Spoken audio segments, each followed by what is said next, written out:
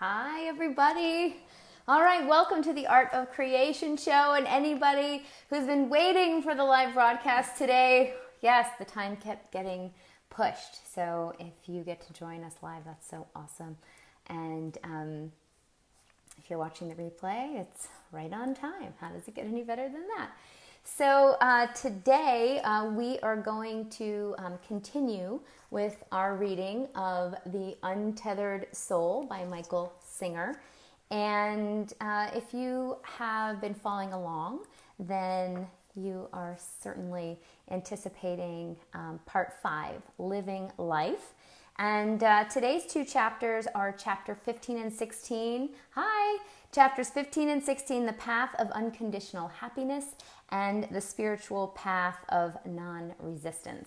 So that is what we have on our plate today to enjoy and luxuriate in. If you are new, my name is Rebecca Boswell. I am your host and coach. And this season 7, we are reading from this book. So we don't have guests this season, but we are meeting on Fridays and working through this book, playing through this book, exploring. And I know that I've been using this. Hi, Aurelia. I know that I have been using a lot of the tools in this book, not only just while we've been reading on the Art of Creation show, but also since I first read it, I don't know, 2007 maybe. And so if you're using any of the tools or you're having any insights or any ahas, I'd love to hear about that. And if you have just joined us and you have not listened to the first 14 chapters, then I would invite you to watch them all. Just go to the YouTube channel, The Art of Creation Show, Season 7, and you will find them all in order. How's it getting better? So without further ado, thanks for being here. And let's begin. The Path of Unconditional Happiness. So the highest spiritual path is life itself. If you know how to live daily life, it all becomes a liberating experience. But first, you have to approach life properly, or it can be very confusing. To begin with, you have to realize that you really only have one choice in this life, and it's not about your career, whom you want to marry, or whether you want to seek God. People tend to burden themselves with so many choices, but in the end, you can throw it all away and just make one basic underlying decision. Do you want to be happy, or do you not want to be happy? It's really that simple. Once you make that choice, your path through life becomes totally clear. So, choice creates. Don't choose to be happy today. Most, or as it actually shows up from moment to moment, am I willing to be happy right now, and how about now? Most people don't dare give themselves that choice because they think it's not under their control. Someone might say, well, of course I want to be happy, but my wife left me. In other words, they want to be happy, but not if their wife leaves them. But that wasn't the question. The question was simply, do you want to be happy or not? If you keep it that simple, you will see that it really is under your control. It's just that you have a deep-seated set of preferences that gets in the way, right? So for those of you who have used the Interesting Point of View tool, that's where you could apply it to this. Let's say you've been lost and without food for days, and you finally find your way to a house. You can hardly make it to the doorstep, but you manage to pull yourself up and knock on the door. Somebody opens the door, looks at you and says, "Oh my God, you poor thing. Do you want something to eat? What would you like?" Now, the truth is, you really don't care what they give you. You don't even want to think about it. You just utter the word food. And because you really mean it when you say you need food, it no longer has anything to do with your mental preferences. The same goes for the question about happiness. The question is simply, do you want to be happy? If the answer is really yes, then say it without qualifying it. After all, what the question really means is, do you want to be happy from this point forward for the rest of your life, regardless of what happens? And I would say that's probably where the creation piece fits in. Now, if you say yes, it might happen that your wife leaves you, or your husband dies, or the stock market crashes, or your car breaks down on an open highway at night. Those things might happen between now and the end of your life. But if you want to walk the highest spiritual path, right, meaning finding strength and source from within, as opposed to worldly, which is finding it all, or trying to find it all from the outside, then when you answer yes to that simple question, you must really mean it. There are no ifs, ands, or buts about it. It's not a question of whether your happiness is under your control. Of course it's under your control. It's just that you don't really mean it when you say you're willing to stay happy. You want to qualify it. You want to say that as long as this doesn't happen, or as long as that doesn't happen, then you're willing to be happy. That's why it seems like it is out of your control. Any condition you create will limit your happiness. You simply aren't going to be able to control things and keep them the way you want them. You have to give an unconditional answer. If you decide that you're going to be happy from now on for the rest of your life, you will not only be happy, you will become enlightened. Unconditional happiness is the highest technique there is. You don't have to learn Sanskrit or read any scriptures. You don't have to renounce the world. You just have to really mean it when you say that you choose to be happy. And you have to mean it regardless of what happens. That is truly a spiritual path, and it is a direct and as sure a path to awakening as could possibly exist. And this is where, when we read in previous chapters about relaxing, like when you bump up to the disturbance and when you relax and you release, right? You relax into the moment, you release the attachment to the thought, the feeling, the emotion. You sort of lean into it and expand out that boundary so that the disturbance is less and you move through it. You'll be able to go beyond that. So once you decide you want to be unconditionally happy, something inevitably will happen that challenges you, right? This test of your commitment is exactly what stimulates spiritual growth, because it's either business as usual or choosing something different. And then that's where the personal evolution and the magic occurs. In fact, it is the unconditional aspect of your commitment that makes this the highest path. It's so simple. You just have to decide whether or not you will break your vow. When everything is going well, it's easy to be happy. But the moment something difficult happens, it's not so easy. You tend to find yourself saying, but I didn't know this was going to happen. I didn't think I'd miss my flight. I didn't think Sally would show up at the party wearing the same dress that I had on. I didn't think that somebody would dent my brand new car 1 hour after I got it. Are you really willing to break your vow of happiness because these events took place? I love that vow of happiness, and that's one of the things that I'm playing with, and I've been using that actually as a power pattern. So for those of you who haven't heard me talk about power patterns, the way I look at it, it's like the lens or a lens that we use to look at the world through, right? Or kind of filter everything through, right? To see, okay, so what is in alignment with this and what is superfluous? What is the contribution? What creates greater energy? And so this vow of happiness for me is a current power pattern. So I'm always asking, okay, so if I vow to be happy, is this a match? So billions of things could happen that you haven't even thought of yet. The question is not whether they will happen. Things are going to happen. The real question is whether you want to be happy regardless of what happens. The purpose of your life is to enjoy and learn from your experiences. You were not put on earth to suffer. You're not helping anybody by being miserable. Regardless of your philosophical beliefs, the fact remains that you were born and you're going to die. During the time in between, you get to choose whether or not you want to enjoy the experience. Events don't determine whether or not you're going to be happy. They're just events. You determine whether or not you're going to be happy. You can be happy just to be alive. You can be happy having all these things happen to you and then be happy to die. If you can live this way, your heart will be so open and your spirit will be so free that you will soar up to the heavens. This path leads you to absolute transcendence because any part of your being that would add a condition to your commitment to happiness has got to go. If you want to be happy, you have to let go of the part of you that wants to create melodrama. This is the part that thinks there's a reason not to be happy. You have to transcend the personal, and as you do, you will naturally awaken to the higher aspects of your being. So are you taking a vow of melodrama, or would you like to take a vow of happiness, right? And sometimes we find like, oh my gosh, I'm totally in a vow of melodrama. And then that's the choice part, right? To shift it. What would it take if I were actually fulfilling my vow to happiness? In the end, enjoying life's experiences is the only rational thing to do.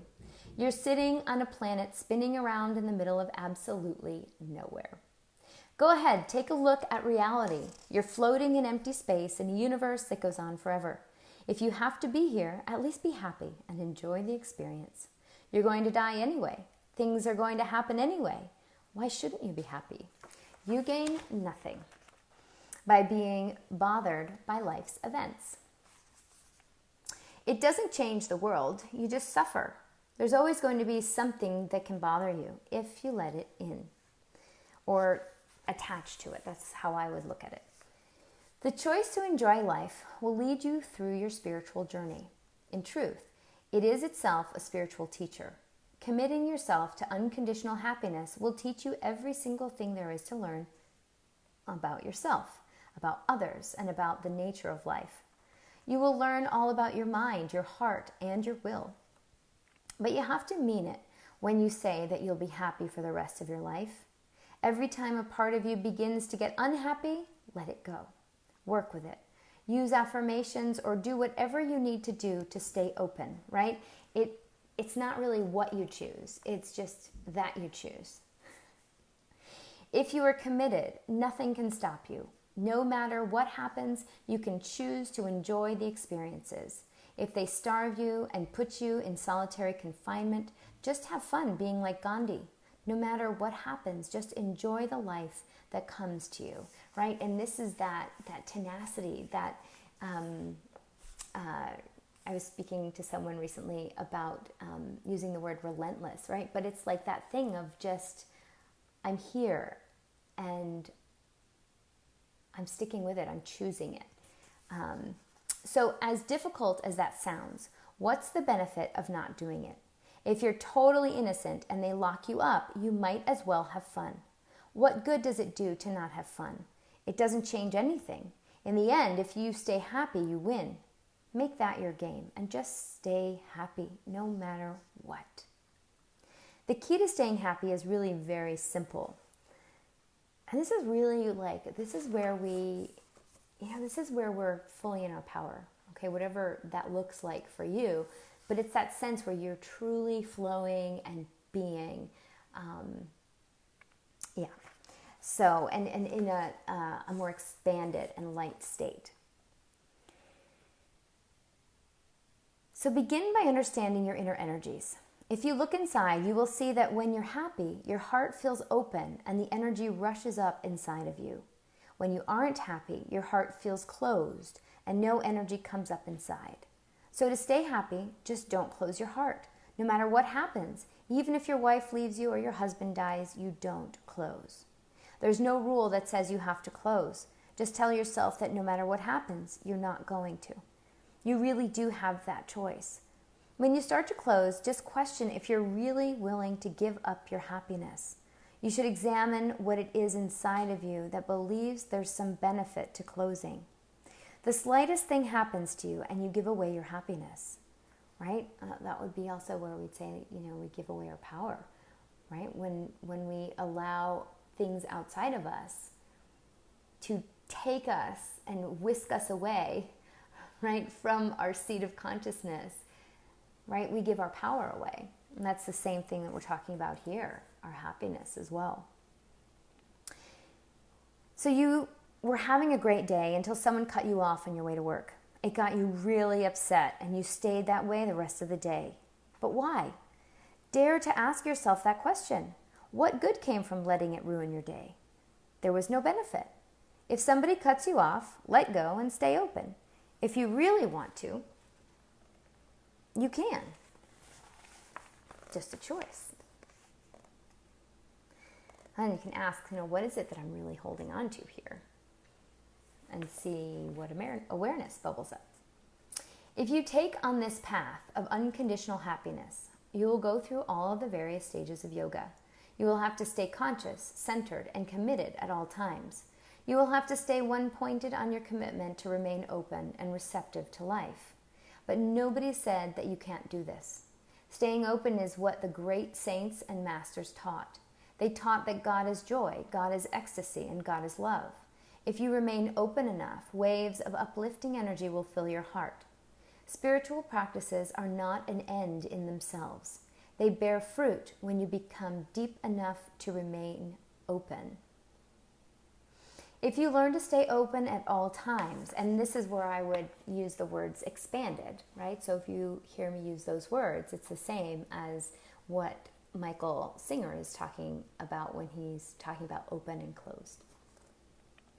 The key is to learn to keep your mind disciplined enough so that it doesn't trick you into thinking that this time it's worth closing, right? So your being is actually the boss and not your mind.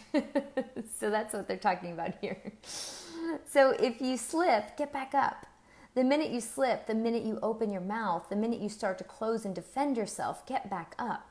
Just pick yourself up and affirm inwardly that you don't want to close, no matter what happens. Affirm that all you want is to be at peace and to appreciate life. And it's usually the mind, right? It's usually the mind that wants to close, right? Sometimes it's the body, based on whatever's going on and what's going on with your response system. But oftentimes it's a trigger of the mind, of how we interpret the information in our environment, in our body. The mind is what then creates the interpretations of how we react, or if we're able to add some consciousness to it, to respond. You don't want your happiness to be conditional upon the behavior of other people. Believe me, I have tried that. Save yourself. Don't even worry. Just trust me on this one. You will never get it right. It's bad enough that your happiness is conditional upon your own behavior. When you start making it conditional upon other people's behavior, you're in serious trouble, because there is no win-win in this one. Things are going to happen to you, and you're going to feel the tendency to close. But you have the choice to either go with it or let it go. Your mind will tell you that it's not reasonable to stay open when these things happen, but you have limited time left in your life, and what's really not reasonable is to not enjoy life. If you have trouble remembering that, then meditate. Meditation strengthens your center of consciousness so that you're always aware enough to not allow your heart to close. You remain open by simply letting go and releasing the tendency to close. You just relax your heart when it starts to tighten. You don't have to be outwardly glowing all the time. You're just joyful inside. Instead of complaining, you're just having fun with the different situations that unfold. Unconditional happiness is a very high path and a very high technique because it solves everything. And the cool thing is, it solves it, but not through figuring it out and not through there being problems, but because there are no problems that you have to fix, because you're actually just being in joy. It's kind of fun. So you could learn yoga techniques such as meditation and postures, but what do you do with the rest of your life? The technique of unconditional happiness is ideal because what you're doing with the rest of your life is already defined. You're letting go of yourself so that you can remain happy. As far as your spirituality goes, you're going to grow very rapidly. A person who actually does this every moment of every day is going to notice the cleansing of their heart. And hey, if you never do it and then you do it like 5 moments in a day or like 3 moments in a day compared to no moments, right? There's still the possibility of a shift and a change. So, hey, moment to moment would be awesome. And it's also a practice. A person who actually does this every moment of every day is going to notice the cleansing of their heart. This is because they're not getting involved in the stuff that comes up, right? All the things that bubble up, like when we have what we interpret as emotions, right? we could say that that's the bubbling up of the heart. And that's okay. But what happens when we then take the mind to interpret that and then twist it around, give it meaning that may or may not be fully rooted in reality, and then attach to it and make it solid, right? That's when things start to be difficult. So yeah, relax and release. They're also going to notice the purification of their mind because they are not getting involved in the mind's melodrama. Their Shakti, or spirit, is going to awaken even if they know nothing about Shakti. They will come to know a happiness that is beyond human understanding. This path solves daily life and it solves spiritual life. The greatest gift one can give to God is to be pleased with His creation. And by His, His, her, its, whatever you use to describe all-encompassing infinite energy. Do you think God likes to be around people that are happy or people that are miserable? It's not hard to tell. Just think about it by imagining that you're God. You created the heavens and earth so that you can play and experience yourself. And now you're dropping down to check on humans. So God asks the first human He sees, "How you doing?" The human says, "What do you mean, how am I doing?" "Well, do you like it here?" "No, I don't like it here." "Why not? What's wrong?" "That tree is bent in 5 places. I want it to be straight. This person went out with somebody else, and that person ran up a $100 phone bill. This person has a nicer car than mine, and that person dresses funny. It's just terrible. Plus, my nose is too big, my ears are too small, and my toes are weird. I'm not happy with it. I don't like any of it." So God says, "Well, how about the animals?" The animals? The ants and mosquitoes, they bite you. It's a terrible thing. I can't go out at night because there are all these animals out there. They howl and poop all over the place, and I just don't like it. Do you think God likes listening to this? He says, "What do you think? I'm a complaint department?" Then he goes and visits somebody else. And again, he asks, "Hey, how you doing?" And this person says, "I'm ecstatic." God says, "Wow, well, how do you like things?" "Oh, they're beautiful. Everything I look at just creates waves of joy inside me. I look at that bent tree and it just blows me away. The ant comes and bites me, and it's just so amazing that a tiny ant could be so brave to bite a giant like me." So this is not about being, soft-minded, like a soft-minded Pollyanna, right? But it's about curiosity and about wonder and about gratitude, right? It's not to say that you're not aware of what all is going on, and it's not all sunshine and roses. But there's this permeating energy, like I said, of wonder and curiosity and gratitude, where you can see the miracle, right? Albert Einstein, he said you can see everything as whatever he said, or you can see everything as a miracle. And that's what this is pointing at. So now you guess who God wants to hang out with. Well, who would you want to hang out with? One of the ancient names for God in the yogic tradition is Satchitananda, eternal conscious bliss. God is ecstasy. God is as high as it gets. If you want to be close to God, learn to be joyful. If you remain spontaneously happy and centered no matter what happens, you will find God. And again, whatever that word, that 3-letter word, however you interpret it, that's what we're talking about. Yes, you will find happiness. But that's nothing compared to what you're really going to find. Once you have passed through trial by fire and you are thoroughly convinced that you will let go no matter what, then the veils of the human mind and heart will fall away.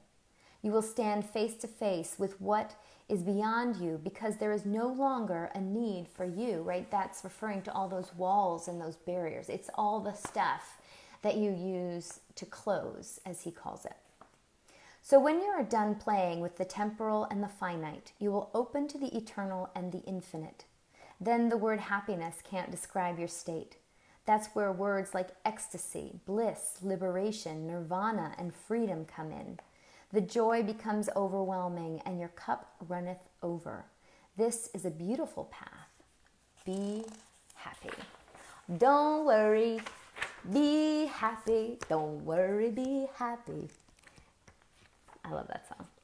So that concludes chapter 15.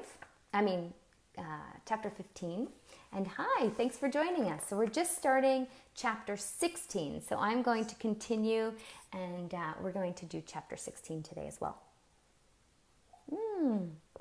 Oh, maybe I can get an endorsement. Pellegrino. Okay. The Spiritual Path of Nonresistance. One should view their spiritual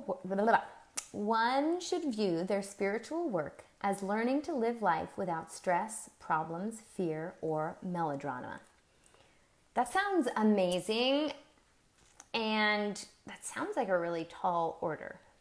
So come on, Michael, show us the way. This path of using life to evolve spiritually, again, where the power is derived from inside as opposed to looking out in the world for answers and power. This path of using life to evolve spiritually is truly the highest path. There really is no reason for tension or problems. Stress only happens when you resist life's events. If you're neither pushing life away nor pulling it toward you, then you are not creating any resistance. You are simply present. You're simply being. In this state, you are just witnessing and experiencing the events of life taking place. If you choose to live this way, you will see that life can be lived in a state of peace. What an amazing process life is, this flow of atoms through time and space. It's just an eternal sequence of events that take form and then instantly dissolve into the next moment. If you resist this amazing force of life, tension builds within you and gets into your body, mind, and spiritual heart. It is not difficult to see the tendency towards stress and resistance in daily life, but if we want to understand this tendency, we must first examine why we are so resistant to just letting life be life. What is it inside of us that even has the ability to resist the reality of life? If you look carefully inside yourself, you will see that it's you. Or maybe your mind part of you. I don't know. Let's see. It is you, the self, the indwelling being that has this power. It is called willpower. Will is a real force that emanates from your being. It is what makes your arms and legs move. They don't, and so in this context, when we're talking about, it's like free will, right? It's that space of choice that we have as beings. So will is a real force. Your arms and legs don't just move randomly by themselves. They move the way they do because you assert will to make them do so. You use the same will to hold on to thoughts when you want to concentrate on them. The power of self, when it is concentrated and directed into the physical, mental, or emotional realms, creates a force, and we call that force will. That's what you use when you try to make things happen or not happen. You are not helpless in there. You have the power to affect things. You know, it's when you want to move your arm and then you do, right? Like I choose it and I take the action, and it's that force that actually allows this to occur. So it's amazing to see what we end up doing with our will. We actually assert our will in opposition to the flow of life. If something happens that we don't like, we resist it. But since what we're resisting has already taken place, what good is it to resist? If your best friend moves away, it's understandable that you don't like it. But your inner resistance to that event for years to come does not change the fact that they did indeed move away. It does not do anything to the reality of the situation. All it does is just make you completely miserable. Refer back to vow of happiness. Relax and release. The fact is, it cannot even be argued that we're resisting the actual situation. For instance, if somebody says something that we don't like, obviously our resistance won't stop them from having said it. What we're really resisting is the experience of the event passing through us. We don't want it affecting us inside. We know it is going to make mental and emotional impressions that will not fit with what's already in there.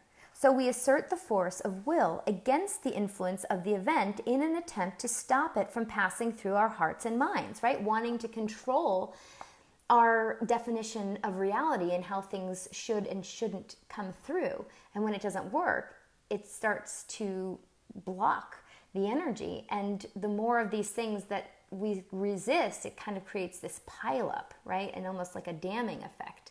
Ooh, a dam, like a D-A-M and a D-A-M-N. Oh, cool. All right, puns.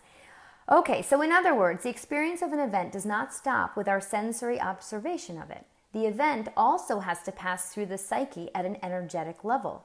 This is a process we experience every day. The initial sensory observation touches our mental and emotional energy pools, creating movements in that energy.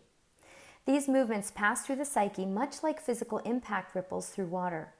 Amazingly, you actually have the ability to resist these movements of energy.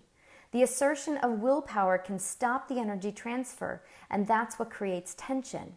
You can wear yourself out struggling with the experience of a single event or even a single thought or emotion, and you know that all too well. Right? It's like you have all these things coming, and if you just let them go, they just pass, right? But if you try to like touch every single one before it comes through, right, you start to slow things down and block them, and then like it starts to pile up and the energy starts moving and there's pressure and there's like a bunch of commotion, and it's a lot different. So how you deal with your energy flow has a major effect on your life. If you assert your will against the energy of an event that has already happened, it is like trying to stop the ripples caused by a leaf dropped into a still lake. Anything you do causes more disturbance, not less. Can you just imagine?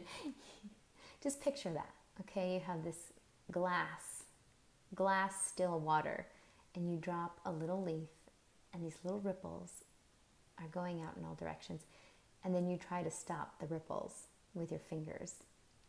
It's a brilliant image. And yet, how often do we try to do that? Okay. If you assert your will against the energy of an event that has already happened, it is like trying to stop the ripples caused by a leaf dropped into a still lake. Anything you do causes more disturbance, not less. When you resist, the energy has no place to go. It gets stuck in your psyche and seriously affects you. It blocks your heart's energy flow and causes you to feel closed and less vibrant. This is literally what is happening when something is weighing on your mind or when things just get too heavy for you, right? If you have a situation and then you want to go back and try to fix it, or you're really attached to it and it just feels like it keeps getting more and more muddled, or you feel like you just start to churn more and more around it, right? That's exactly what they're talking about here, what he's talking about. And that's where we start to have all that upset and that melodrama that he was talking about. That's where we create that. So this is the human predicament. Events have happened, and we continue to hold their energy inside of us by resisting them. Now, when we face today's events, we are neither prepared to receive them nor capable of digesting them. This is because we're still struggling with past energies. Over time, the energies can build up to the point that a person becomes so blocked that they either blow up or shut down completely. This is what it means to get stressed out or even totally burned out, right? It's kind of a silly example, but it makes me think of like Like, have you ever had a stomach ache and you don't like you just don't feel good in your stomach, and then like you try to eat a whole bunch of things thinking maybe you'll feel better, but in the end you just keep feeling worse and worse and worse, because actually what your stomach requires is just to be emptied and to relax and to be given space and some time. It's kind of that same thing. Sometimes more is not mo better. So there is no reason to get stressed out. There is no reason for blowing up or shutting down. If you do not let this energy build up inside you, but instead allow each moment of each day to pass through you, then you can be as fresh every moment as you would be on a stress-free vacation. It is not life's events that are causing problems or stress. It is your resistance to life's events that is causing this experience. Since the problem is caused by using your will to resist the reality of life passing through you, the solution is quite obvious. Stop resisting, right? I love that. The Bob Newhart, if you haven't seen the Bob Newhart video, I refer to it often. But just look up Bob Newhart, Stop It. And I think it was I'm pretty sure it was on Saturday Night Live. But you'll get the clip on YouTube. I'll try to, I'll put it in the show notes. But yeah, stop it. Just stop it. You'll know what I'm talking about after you go see the video. So it's your resistance to life's events that is causing this experience. Since the problem is caused by using your will to resist the reality of life passing through you, the solution is quite obvious. Stop resisting. If you are going to resist something, at least have some rational basis for resisting. Otherwise, you are irrationally wasting precious energy. Interesting point of view. Be willing to examine the process of resistance. In order to resist, you first must decide that something is not the way you like it. That's a judgment. That's, within the scope, it's like a soft judgment, right? Could be preference. It could be a hard judgment, whichever. Plenty of events make it right through you. Why did you decide to resist this one? Something inside of you must have a basis for deciding when to simply let things pass through and when to assert willpower to either push them away or cling to them. There are a billion things that don't bother you at all, right? Think of all of the information coming through moment to moment. It doesn't all get stuck. So you drive to work every day and you hardly notice the buildings and trees. The white lines on the road don't stress you out at all. You see them, but they pass right through you. Don't assume, however, it's that way for everyone. Someone who paints street lines for a living could get very stressed out if those white lines were not even. In fact, they could get so stressed out that they refuse to drive down the road anymore. It's clear that not all of us resist the same things or have the same issues. This is because we don't all have the same preconceived notions of how things should be or how much they should matter to you, right? All of our individual preferences and definitions and judgments and projections, expectations, all those goodies. So if you want to understand stress, begin by realizing that you carry around with you your own set of preconceived notions of how things should be. Whether we admit it or not, it's in there. It is based upon these notions that you assert your will to resist what has already happened. Where did you get these preconceived notions? Let's say that seeing azaleas in bloom stresses you out. Surely that doesn't bother most people. Why does it bother you? All we need to know is that you once had a girlfriend who grew azaleas, and she broke up with you when they were in bloom. Now, every time you see azaleas in bloom, your heart closes. You don't even want to go near the things. They just create too much disturbance for you. These personal events that take place in our lives leave impressions on our minds and hearts. These impressions become the basis for asserting our will to either resist or cling. It's no deeper than that. The events may have happened in your childhood or at various points throughout your life. Regardless of when they happened, they left impressions inside of you. Now, Based on these past impressions, you are resisting the current events that are taking place. This creates inner tension, turmoil, struggle, and suffering. Instead of seeing this and refusing to allow these past events to run your life, you buy into them. Uh-oh, Mayday. Don't buy it. Save your money. Believing they have real meaning,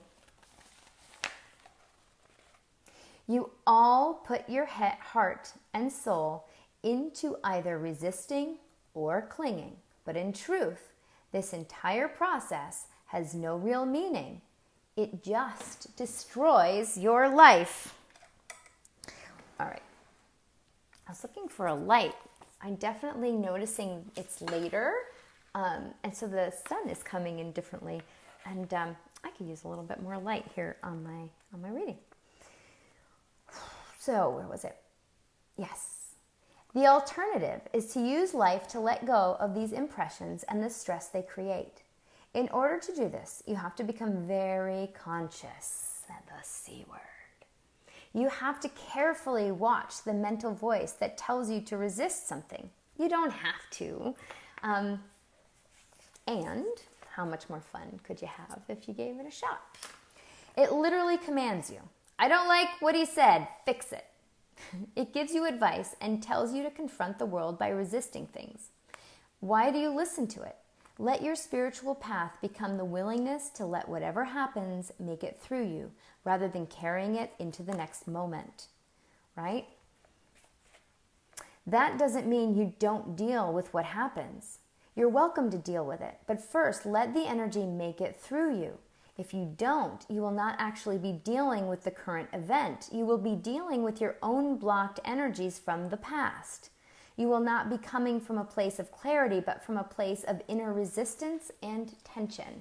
Okay, so that's an interesting piece there. I'm going to read that again. Let your spiritual path become the willingness to let whatever happens make it through you, rather than carrying it into the next moment. That doesn't mean you don't deal with what happens. You're welcome to deal with it, but first, let the energy make it through you. If you don't, you will not actually be dealing with the current event. You will be dealing with your own blocked energies from the past, right? And that's where we start to loop, right? Because we have the past moment that's brought into the present moment, which becomes the past moment, which then we project into the future, which becomes the present, and it just keeps looping, right? It's dizzying. So to avoid this, begin dealing with each situation with acceptance. And it's a practice. Just keep practicing. To avoid this, begin dealing with each situation with acceptance. Acceptance means that events can make it through you without resistance. If an event takes place and is able to make it through your psyche, you will be left face to face with the actual situation as it truly exists. Since you are dealing with the actual event rather than stored energies stimulated by the event, you won't assert reactive energy from your past. You will find that you are able to deal with daily situations much better. It is actually possible to never have another problem for the rest of your life. This is because events are not problems, they're just events. Your resistance to them is what causes the problem. But again, don't think that because you accept reality, it means you don't deal with things. You do deal with them. You just deal with them as events that are taking place on the planet Earth and not as personal problems, right? Not as having a certain particular significant meaning within the context of your personal story, right? So you will be surprised to find that in most situations there's nothing to deal with except for your own fears and desires. Fear and desire make everything seem so complicated. If you don't have fear or desire about an event, there's really nothing to deal with. You simply allow life to unfold and interact with it in a natural and rational manner. When the next thing happens, you're fully present in that moment and simply enjoying the experience of life. There are no problems. It's all about no problems, no tension, no stress, and no burnout. When the events of this world make it through you, you have reached a deep spiritual state. You can then be conscious in the presence of whatever takes place without building up blocked energies. When you attain that state, everything becomes clear. In contrast, everybody else is attempting to deal with the world around them while struggling with their own reactions and personal preferences. When a person is dealing with their own fears, anxieties, and desires, how much energy is left for dealing with what's actually happening? My gosh, right? It's like trying to vacuum in a sandstorm. Like it just doesn't work. Okay, stop and think about what you're capable of achieving. Up to now, your capacities have been constrained by constant inner struggles. Imagine what would happen if your awareness was free to focus only on the events actually taking place. You would have no noise going on inside. If you lived like this, you could do anything. Your capabilities would be exponential compared to what you've ever experienced. If you could bring this level of awareness and clarity to everything you do, your life would change, right? And it's so true, right? How many things do we miss in the present moment that could actually be a catalyst for something new, something delightful that comes next? But we miss it because it doesn't fit in our preconceived notion of our experience of the past. And so we're constantly trying to perpetuate that past and how we see the world through that particular lens, sifting out, filtering out everything else that could actually create greater. So as your path, you take on the work of using life to let go of your resistance. Relationships are a great way to work with yourself. Imagine if you used relationships to get to know other people rather than to satisfy what is blocked inside of you. If you're not trying to make people fit into your preconceived notions of what you like and dislike, you will find that relationships are not really that difficult. If you're not so busy judging and resisting people based upon what is blocked inside of you, you will find that they are much easier to get along with, and so are you. Letting go of yourself is the simplest way to get closer to others. So do you see that? Like when we let go of what we've decided about ourself, our outer self, and we allow ourselves simply to be, allow the seat of consciousness, right, to radiate out through our being, there's so much more ease. The same is true in your daily work. Daily work is fun. In fact, it's easy. Your work is just what you do with yourself during the day while you're spinning on a planet through empty space. If you want to be content and enjoy your work, you have to let go of yourself and let events flow through you. Your real work is what is left to do after all else passes through. Once the personal energies pass through you, the world becomes a different place. People and events will appear different to you. You will realize that you have talents and abilities you never saw before. Your whole view of life will change. Every single thing in this world will look like it's been transformed. This happens because as you let go in one situation, it affects your clarity for other situations. For example, let's say you're afraid of dogs. You come to realize that other people aren't afraid. And they make it through life. Oh, that's funny, the dog just barked. Thank you, Molly. Since you've been afraid your whole life, you suffered while others didn't. That suffering had no meaning. So you decide to work with your fear and relax when you see a dog. The way to work with resistance is by relaxing. That act of relaxing through your personal resistance not only changes your relationship with dogs, it changes your relationship with everything.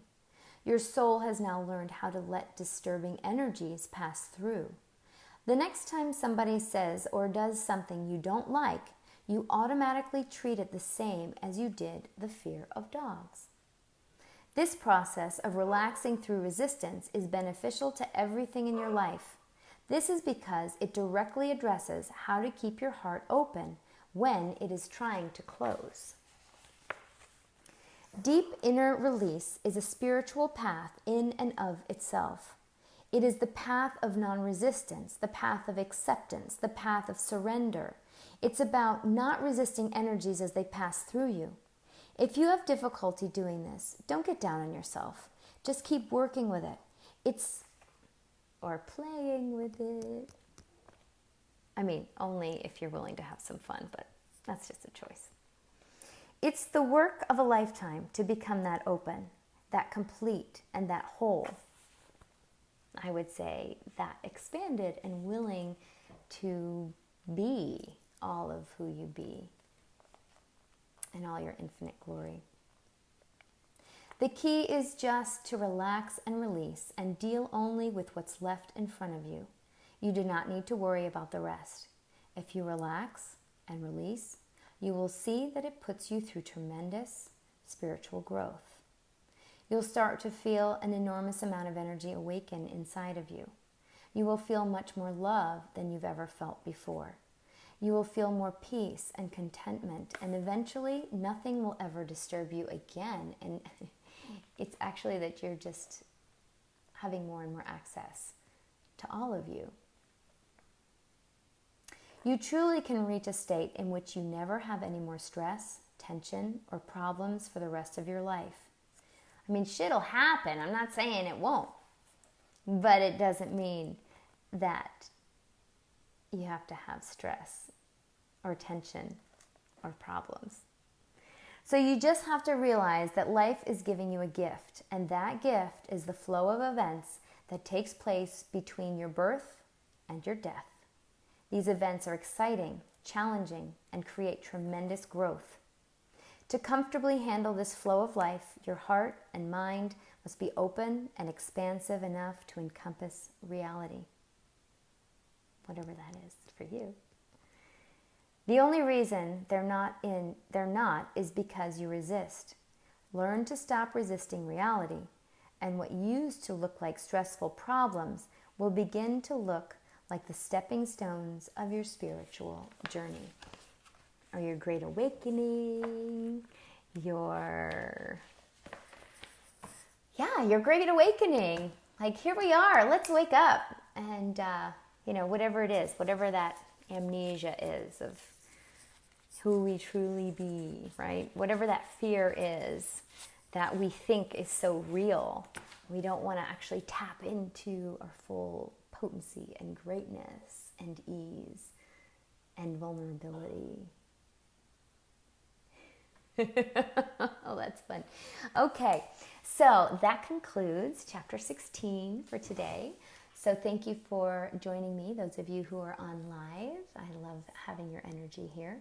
And for those of you catching the replay, thank you so much for being here as well. Next week, we continue with the same part 5. This is actually the last part of the book. And next week, there are 3 chapters left in the book. Chapter 17, Contemplating Death. Chapter 18, The Secret of the Middle Way. And Chapter 19, The Loving Eyes of God. And I have the sense that we're going to read 17, 18 next week, and then chapter 19 the following. So we'll see how that shows up, but that's my sense at the moment. And please re-listen, and if you're drawn to, and I would just invite you, if you use this lens of having a vow of happiness, where are you drifting from it? Where are you nailing it? And what's that process like for you? I'd be really curious to find out as you play with it. I know I will continue to play with it, and I'm glad we're on this journey together. So thank you everyone. Please make sure to click the notification bell on the Facebook page if you watch the lives. I don't always go live at the same time, and sometimes the times become a little bit fluid. So click that notification bell on Facebook, and you'll know when I go live if you want to be able to get on with me. As far as YouTube, please subscribe to the channel. That way you'll get a notification once the new episode is loaded there. And then, even if you miss the live, you'll know what's new. So thanks for playing. Keep choosing, and I'll see you next week. I wonder what we'll discover next. Bye, guys.